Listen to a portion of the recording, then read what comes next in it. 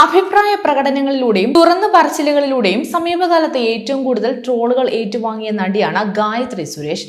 താരപുത്രനായ പ്രണവ് മോഹൻലാലിനോടുള്ള തന്റെ ഇഷ്ടം തുറന്നു പറഞ്ഞതിന് പിന്നാലെയാണ് ഗായത്രി ട്രോളർമാരുടെ ഇരയായത്. ഒരു എലിജിബിൾ ബാച്ചിലർ എന്ന നിലയ്ക്കാണ് പ്രണവിനെ ഇഷ്ടമാണെന്ന് താൻ പറഞ്ഞതെന്നാണ് ഗായത്രി സുരേഷ് പിന്നീട് തന്റെ ഭാഗം വിശദീകരിച്ച് പറഞ്ഞത്. നടിയുടെ പുതിയ സിനിമ ബദൽ റിലീസിനൊരുങ്ങുകയാണ്. ഇപ്പോഴത്തെ സിനിമയുടെ പ്രമോഷനുമായി ബന്ധപ്പെട്ട് നൽകിയ ഒരു അഭിമുഖത്തിൽ ഗായത്രി പറഞ്ഞ കാര്യങ്ങളാണ് വൈറലാകുന്നത്. 2 വർഷം മുമ്പ് തനിക്ക് ബോധം കുറവായിരുന്നതുകൊണ്ടും ആളുകൾ പിരികേറ്റിയതുകൊണ്ടും വരും വരായികൾ ചിന്തിക്കാതെ എന്തൊക്കെയോ പറയുകയായിരുന്നുവെന്നാണ് ഗായത്രി പുതിയ അഭിമുഖത്തിൽ പറയുന്നത്. തനിക്ക് കുറെ തെറ്റുകൾ പറ്റിയതായും ഗായത്രി സമ്മതിക്കുന്നുണ്ട്. സൗന്ദര്യ മത്സരത്തിന്റെ ഭാഗമായത് സിനിമയിൽ അവസരം കിട്ടാനാണ്.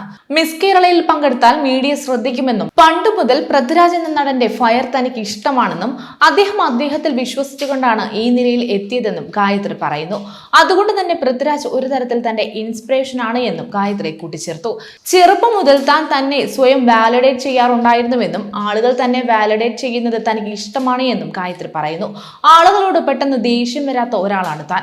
2 വർഷം മുമ്പ് വരെ സങ്കടങ്ങൾ താൻ പുറത്ത് കാണിക്കുമായിരുന്നു. ഇപ്പോൾ അതില്ല. തനിക്ക് ഒരുപാട് തെറ്റുകൾ പറ്റിയിട്ടുണ്ട്.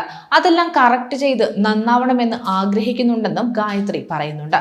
മാത്രമല്ല, പ്രണവിനോടുള്ള വികാരം എന്താണെന്ന് ചോദിച്ചപ്പോൾ നടി പറഞ്ഞത് ഇങ്ങനെയാണ്: 2 വർഷം മുമ്പ് എനിക്ക് ബോധം കുറവായിരുന്നു. പക്ഷേ എനിക്ക് പ്രണവിനോട് നല്ല ഇഷ്ടവും ഉണ്ടായിരുന്നു. പ്രണവിനെ കുറിച്ച് ഞാൻ ഒരുപാട് കേട്ടിട്ടുണ്ട്. അതുകൊണ്ട് തന്നെ അദ്ദേഹത്തിന്റെ കാഴ്ചപ്പാടും മറ്റും അടുത്തറിയാൻ താല്പര്യമുണ്ടായിരുന്നു. പ്രണവുമായുള്ള സൗഹൃദമാണെങ്കിലും മതിയെന്നാണ് ഞാൻ ആഗ്രഹിച്ചത്. പിന്നെ ഞാനൊരു ഫാൻസി പേഴ്സൺ ആണ്. അതുകൊണ്ടാണ് ഒരുപാട് വിളിച്ചു പറഞ്ഞതും ഈഗോ കയറിയതും ആളുകൾ പിരികേറ്റിയതുമെല്ലാം.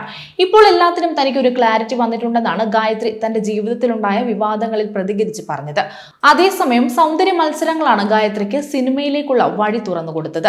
32-കാരിയായ ഗായത്രിയുടെ തുടക്കം കുഞ്ചാക്കോ ബോബൻ സിനിമ ജമുന പാരിയിലൂടെയായിരുന്നു. ശേഷം ടൊവിനോയുടെ വരെ നായികയായി സ്ക്രീനിലെത്തി ഗായത്രി. ഇപ്പോൾ മലയാളത്തിൽ മാത്രമല്ല തെലുങ്കിലും ഗായത്രിക്ക് അവസരങ്ങൾ ലഭിക്കുന്നുണ്ട്. ഏപ്രിൽ 5-നാണ് ഗായത്രിയുടെ പുതിയ സിനിമ ബദൽ റിലീസ് ചെയ്യാൻ പോകുന്നത്. ജി അജയനാണ് ബദൽ സിനിമയുടെ സംവിധായകൻ. ചിത്രത്തിൽ ശ്വേതാ മേനോനും ഗായകൻ സിദ്ധാർത്ഥും പ്രധാന വേഷങ്ങളിൽ എത്തുന്നുണ്ട്.